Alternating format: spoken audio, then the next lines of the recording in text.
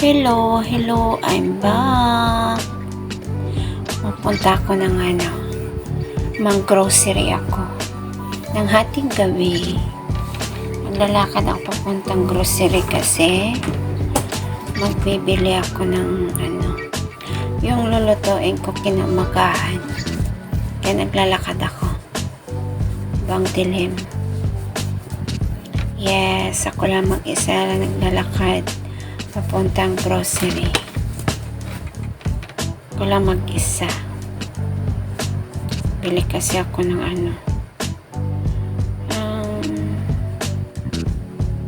lulutuin kinamagahan. Bili ako ng manok. So, alam mo naman, pag andun ako sa groceryhan, hindi lang manok yung mabili. Kubudol kasi palagi itong ang groceryhan. So, pagdating mo sa ang bibilhin mo lang is chicken. Pagdating doon, marami ka na maalala. Oh, diba? Oh, ayan, binibidyo ko. Pasensya na sa camera ng phone ko. Ang layo, Yes, walang tao, walang katao-tao. Ganito yan dito. Hindi ka matakot maglakad kahit mag-isa ka lang. Kasi safe nga. Hindi kagaya sa atin sa Pilipinas. Nakakatakot maglakad mag-isa. Baka mamaya may mag-aabang sa'yo sa kanto. Dito. Hindi ka matakot. Safe na safe ka talaga. Diba sarap ang feeling ng ganun? Na naglalakad ka na wala kang kinakatakutan, na baka may tambay dyan sa dulo na naghintay sa'yo. Dito, wala. Pwede ka mag-jogging. Yes. Mag-isa. Malayo kasi yung groceryhan na 24 hours. Ang hilig-hilig ko kasi mag-grocery ng gabi. Kung araw kasi tamad ako. Kaya malala ko lang yan pag gabi na. Mag-grocery ako. Wala yan naman, late na ako natutulog. So, kaya mas gusto ko mag-grocery ng gabi. Na rin, exercise, walking. Ayan. Mag-G-walking tayo. Ala, takbo. Andyan yung patrol car ng pulis. Tumatakbo ako kasi may patrol car ng pulis. Baka, rin tayo. Dakpen kasi. G-walking by. Mahal kaya ng dito. Pag ma-dakpop ka ng pulis. Makatch ka nila nag-G-walking. $100. Diba? Wala tayong pambayad yan. Hello. Wala tayong pambayad na $1,000 pala. Hindi 100. Hindi 1,000 talaga. Wala tayong pambayad. Kaya natututakbo ako dyan. Para kasi timing kasi yung ko. Timing kasi yung pagtawid ko. Hindi ko alam na pulis pala yung paparating na sakyan. Ganun. So, andito na tayo sa sa grocery. Yes. Yan. Ano ako ng tinapay. Sabi ko, pili kaya ako ng tinapay. Kasi wala namang kakain ng tinapay sa bahay. Mga alaga ko kasi, hindi rin mahilig sa tinapay. Ako kasi, nag-stop na rin ako ng tinapay. Nag-low carb kasi ako. Kaya iniiwasan ko yung tinapay, kanin. Kaya hindi na ako ganap ko ng manok dyan. Hindi. Yung prawn pala. Prawn at saka naghanap ako ng prawn na frozen. Wala akong may nakita. Kaya pumasok ako sa kabila na naman. Kasi hanap ng manok na manok na fresh, hindi frozen. Fresh yung ko, fresh yung hinanap ko na tingin-tingin tayo ng kulay sabog. Kaso ang mahal. Kaya hindi ako bumili. Mahal kasi ng ng pangkulay sabog. $15 ata yun na isang box. Kaya hindi ako bumili. Tingin-tingin lang. So, lumipat ako sa kabilang banda. Dun sa loob. Kabilang side kasi yan. Naglipat na ako doon. Kasi nga,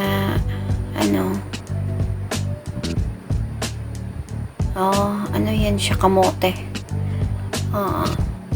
Nagbili ako ng kamote, kala ko masarap. Hindi masarap. Ang pangit, parang matubig ba yung kamote. Japanese sweet potato. Parang matubig. Hindi ko type. Hindi ko rin kinain. Sayang, pero lang siya.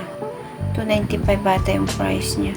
Nagko lang naman ako. So, yung isang pack, parang 5 pirasong maliliit. Yan lang naman. Bumili pala ako ng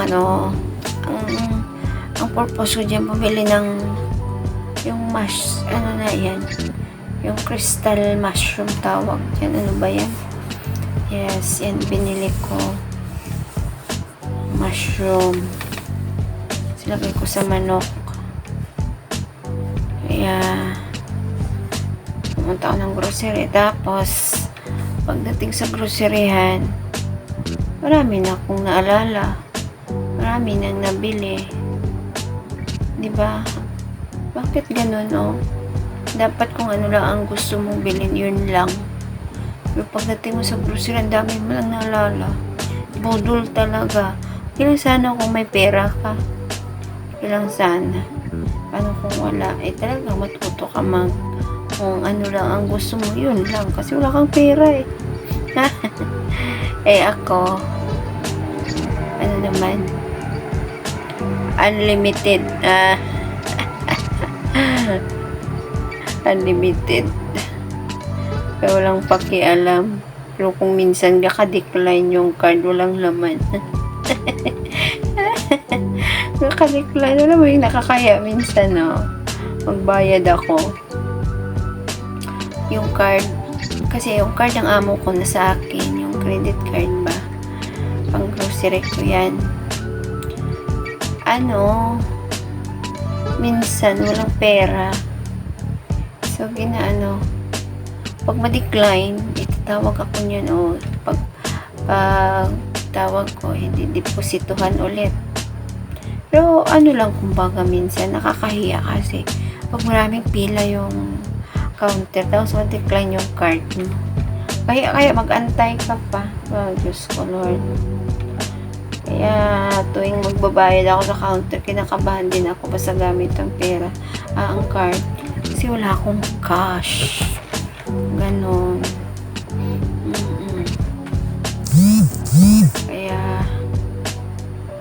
no choice. Pero pag kung magtawag ako, minatapa pa naman, wala namang problema. Ganon.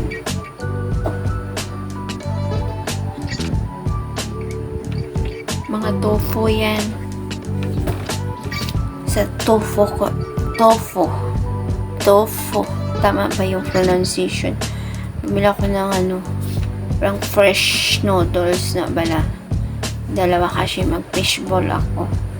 Ito yung kinamagaan ng fishball ako. Kaya bumili ako niyan.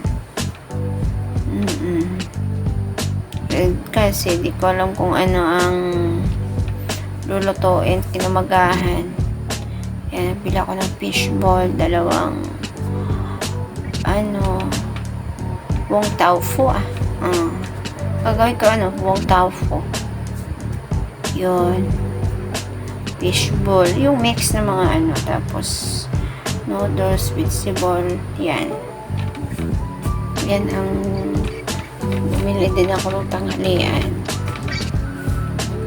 kasi di ko alam yung araw-araw na lang din, hirap kaya mag-isip kung araw-araw anong lulutuin, ang hirap kaya, hindi mo alam, minsan pabalik-balik na lang, so nakakasawa din, di ba?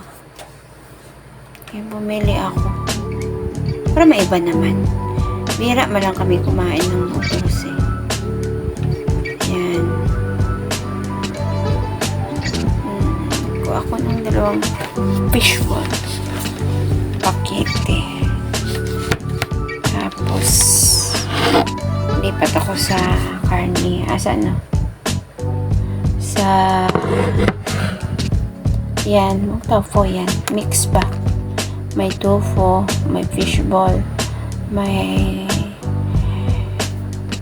crab meat, diba? Yun. Lipat ako doon sa tapos lumipay ako doon sa chicken section. Sa manok. Ay, isda yan. Pero hindi ako bumili. Kasi marami pa naman akong isda. So, yeah. Marami pa naman akong isda. Pero may ano ako dito. May tilapia. Hindi ako nasarapan ng tilapia. Bigay ko yun sa kaibigan ko bukas. Hindi ako kasi nasarapan doon. Binili ko din naman. Kasi hindi nga ako mahilig sa tilapia. Try ko lang kasi nag-low carb ako, diba? So, sabi daw sa low carb, tilapia. Bumili ako kasi hindi ko talaga kaya. Yung tilapia. Hindi ko type. Ibigay ko yun sa kaibigan ko sa araw. Yes. Yeah. Ipa tayo doon. Mga vegetable. Hindi ako bumili ng vegetable. Kasi nga, ang dami ko rin vegetable sa bahay. Dami kong stock pa ng vegetable. So, kailangan ko muna ubusin bago magbili. Yes. Punta tayo ng chicken section.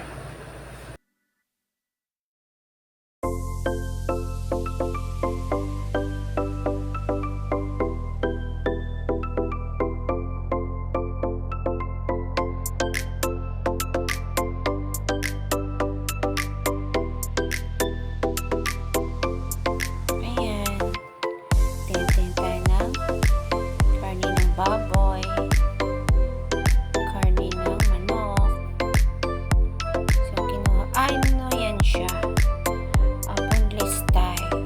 Yung pakamanok, yung walang buto. Yan. Yan ang binili ko. Boneless thigh. 2 pack yung binili ko. Kasi nga,